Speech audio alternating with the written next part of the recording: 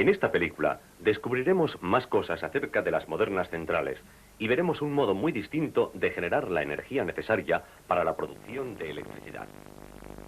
Muchas centrales utilizan combustibles fósiles, carbón, petróleo, para producir el vapor que pone en marcha los turbogeneradores. Esta, en cambio, es una central nuclear que funciona siguiendo un proceso muy diferente. Este es el techo del inmenso edificio que contiene 2 reactores nucleares. Dentro hay un vasto espacio abierto, con la parte superior de los 2 reactores visible en cada extremo. He aquí uno de ellos.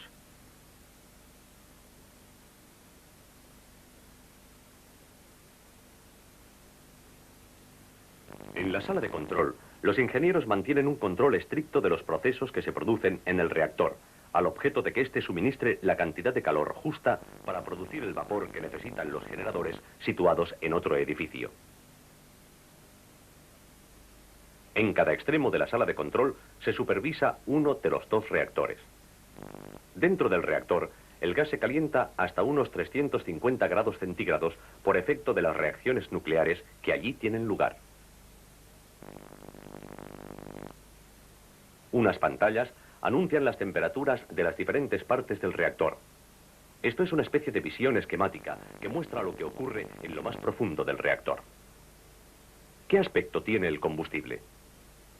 Hay unos 100.000 elementos como este llenos de combustible en los 2 reactores. Contienen uranio y solo se calientan cuando están todos colocados en la posición adecuada dentro del reactor. Estas aletas sirven para sostenerlos en su sitio. El gas circula entre los elementos, absorbiendo el calor al pasar a lo largo de estas estrías de la superficie de la envoltura. He aquí un diagrama simplificado del dispositivo de la caldera. Las tuberías de la caldera por las que pasa el agua están separadas del reactor por un protector. El reactor produce calor y el gas circula alrededor de los elementos del combustible, arrastrando el calor hacia los tubos, a fin de que se produzca el vapor que pone en movimiento las turbinas.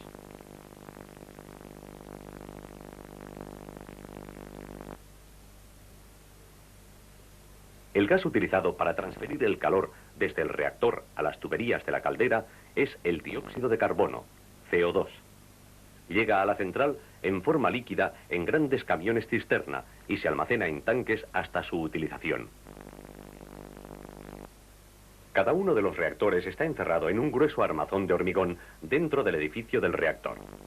No se oye ningún ruido, pero por medio de las reacciones nucleares que se producen en los elementos, se está generando calor para producir vapor, como en las calderas de carbón que vimos en otra película. Este vapor pasa por medio de tuberías al edificio del generador.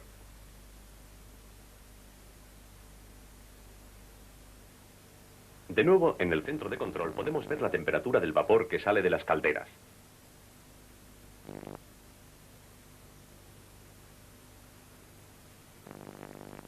Es de unos 320 grados centígrados.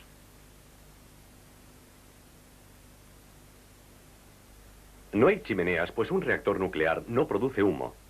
De esta manera no hay ninguna necesidad de los grandes precipitadores electrostáticos de una central de carbón. Pero de hecho, en una central nuclear se usa gran número de precipitadores pequeños. He aquí algunos de ellos. Son para analizar el CO2 que circula alrededor de los elementos del combustible en los reactores. Si un elemento tuviera un defecto y las partículas del sólido radioactivo penetraran en el CO2, un precipitador recogería estas partículas sólidas, igual que si fueran partículas de ceniza en el humo, y detectaría su radioactividad. Esto sería indicio de una avería en el reactor y se tomarían las medidas oportunas para prevenir cualquier perjuicio. Los instrumentos de la sala de control indican si los precipitadores están registrando alguna radioactividad. Esta es solo una de las precauciones tomadas en las centrales nucleares para hacerlas tan seguras como eficientes. Pero muchos instrumentos del centro de control son como los de una central térmica, ya que una central convencional y una nuclear solo difieren en el modo de producir el vapor. Este es utilizado para poner en marcha las turbinas que hacen mover a su vez los generadores, como en todas las centrales. He ahí el indicador de la velocidad de la turbina, alrededor de 3.000 revoluciones por minuto. Y ahora estamos en la nave del generador, donde se está produciendo la electricidad.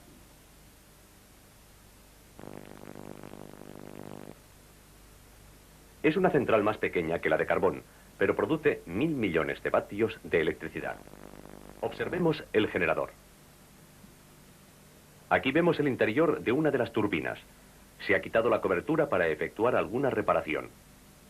Se puede ver que hay muchas series de aletas. Las hace girar el vapor caliente que se expande por la cámara de la turbina.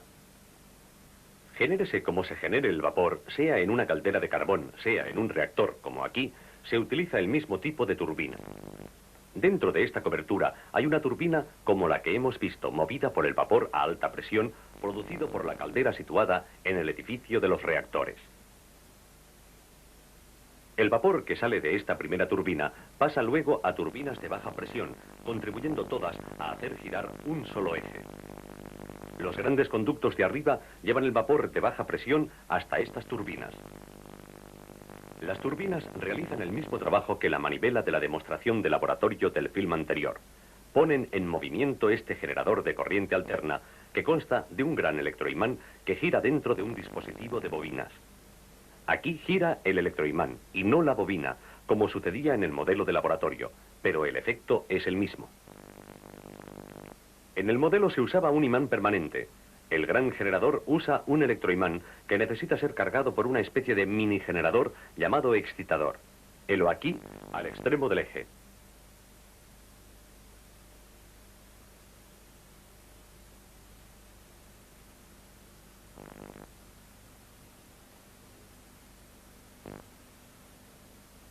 Todas las centrales modernas tienen series de turbinas que accionan los generadores. Ya hemos visto que se utiliza el mismo tipo de dispositivo en una gran central de carbón. Nuestro modelo de laboratorio solo produjo una corriente muy pequeña, conducida por hilos muy delgados al galvanómetro u oscilógrafo que utilizamos para detectarla. Los generadores de una central producen una cantidad inmensamente mayor de corriente eléctrica.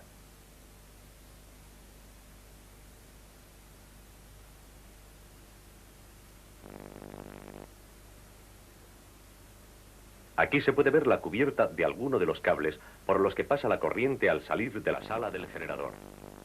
Después de elevar su voltaje, de esto hablaremos más adelante, la corriente es conducida a las líneas de alta tensión que la llevan a todo el país. Las centrales nucleares presentan notables diferencias respecto a las centrales térmicas. No hay vías de tren. No se necesitan 1000 toneladas de carbón cada hora, como en las centrales térmicas de carbón.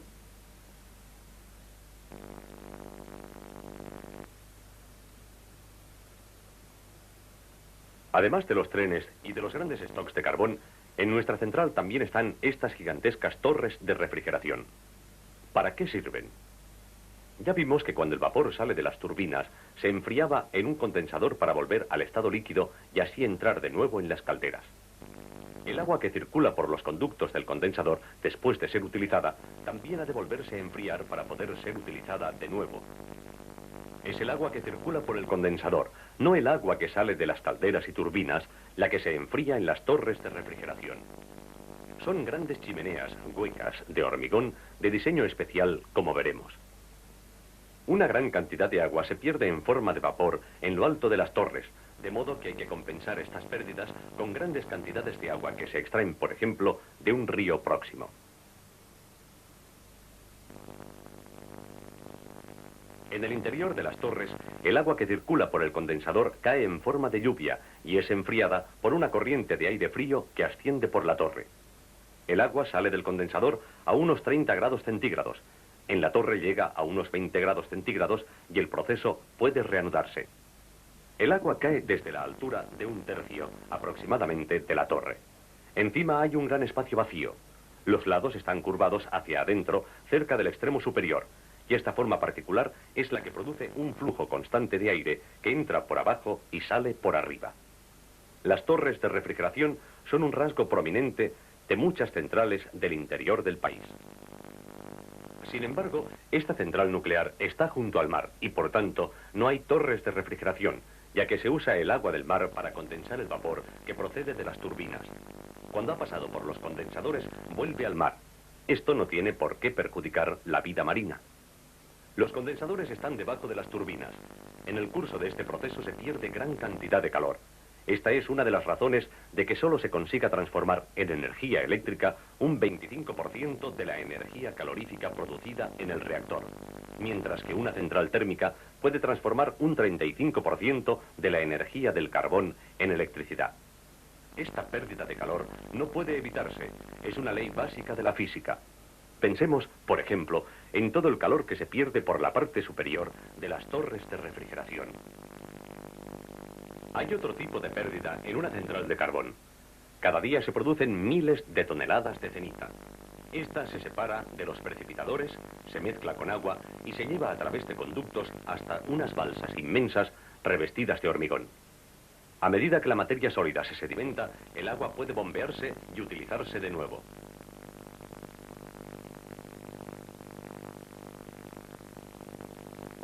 A la larga, la balsa se llena de ceniza y el agua se seca totalmente. Quedan enormes depósitos de residuos. Uno de los grandes problemas de la combustión del carbón es no solamente el coste de la materia prima, sino las miles de toneladas de ceniza que quedan.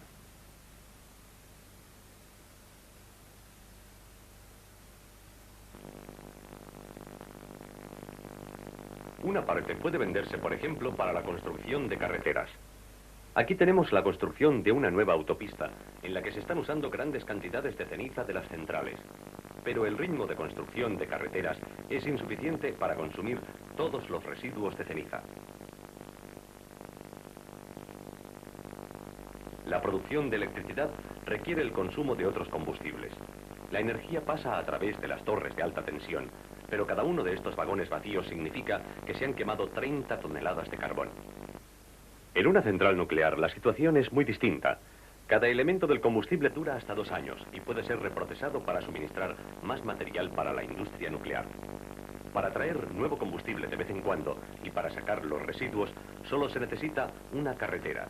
Pero el material de desecho es radioactivo y hay que tener mucho cuidado con él.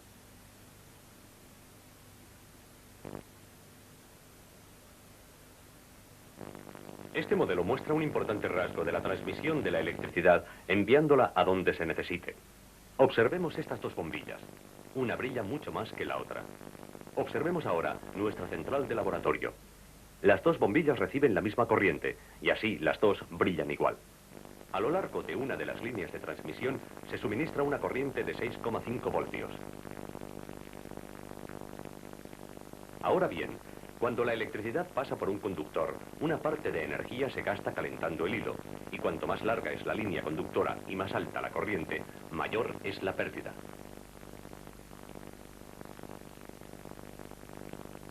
Veamos lo que ocurre en el extremo de nuestra línea de 6,5 voltios.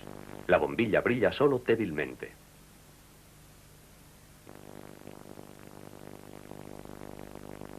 La segunda línea pasa por un transformador que hace subir el voltaje a cerca de 83 voltios, mucho más alto que en la primera.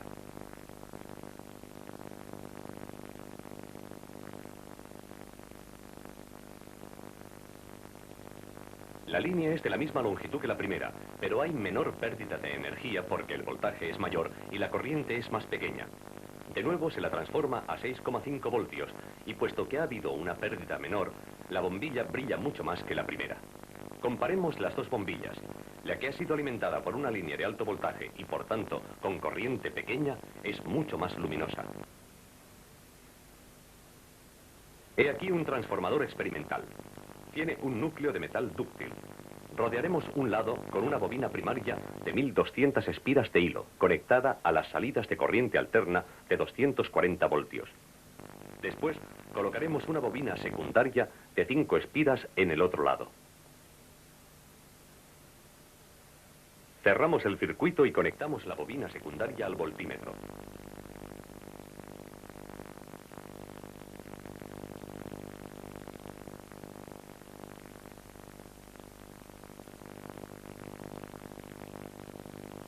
La bobina secundaria produce un voltaje ligeramente inferior a 1 voltio.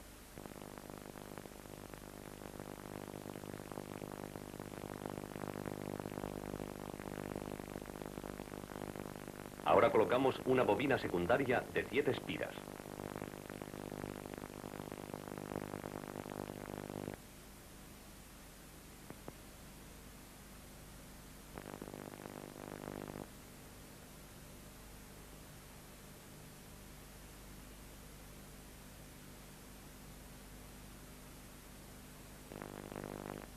Esta bobina secundaria produce una corriente de casi 2 voltios.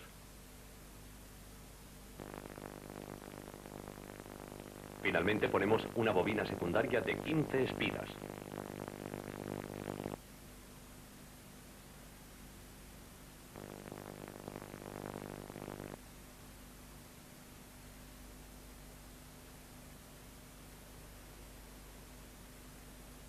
Esto hace subir la energía producida por la bobina secundaria a unos 3 voltios. ¿Qué relación hay entre el voltaje de la bobina primaria, el número de espiras en las 2 bobinas y la energía obtenida de la bobina secundaria? Hemos construido un transformador para reducir el voltaje. Los transformadores de las centrales son mucho mayores. Se usan para aumentar mucho el voltaje producido por los generadores y reducir así la pérdida de energía en las largas líneas de transmisión de la red de alta tensión. Aquí se está aumentando el voltaje hasta 275.000 voltios. A veces se transporta a 400.000 voltios en algunos tramos de la red de alta tensión.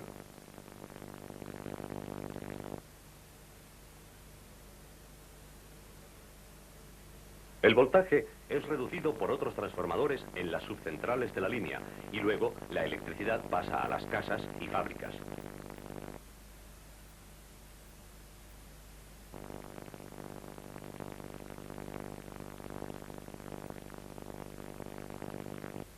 Los cables transportan electricidad a 25.000 voltios.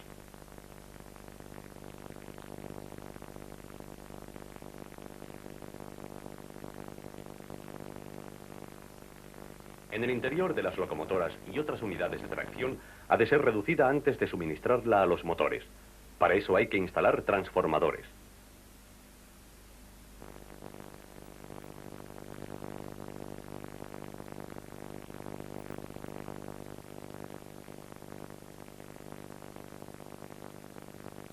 Aquí vemos cómo se instala un gran transformador en una locomotora.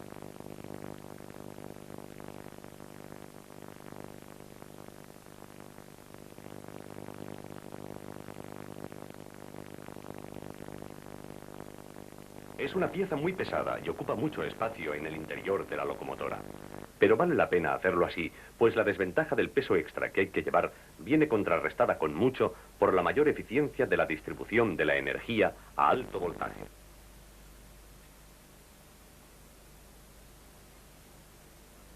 Si el sistema fuera alimentado a bajo voltaje, los transformadores no serían necesarios, pero entonces habría un gran despilfarro de energía en los largos cables aéreos. Otro buen ejemplo de la utilidad de la física. Las modernas naciones industriales necesitan energía eléctrica para el transporte, la iluminación, la maquinaria y otras muchas aplicaciones. Para producir esa energía hay que usar otros tipos de energía. No se puede conseguir algo a cambio de nada. La combustión del carbón es cara, produce gran cantidad de residuos y el carbón no durará mucho tiempo más. El petróleo y el gas durarán mucho menos todavía. La energía nuclear puede ser muy importante en el futuro. Mucha gente tiene miedo de ella. Es preciso comprender sus ventajas e inconvenientes para poder formar una opinión propia.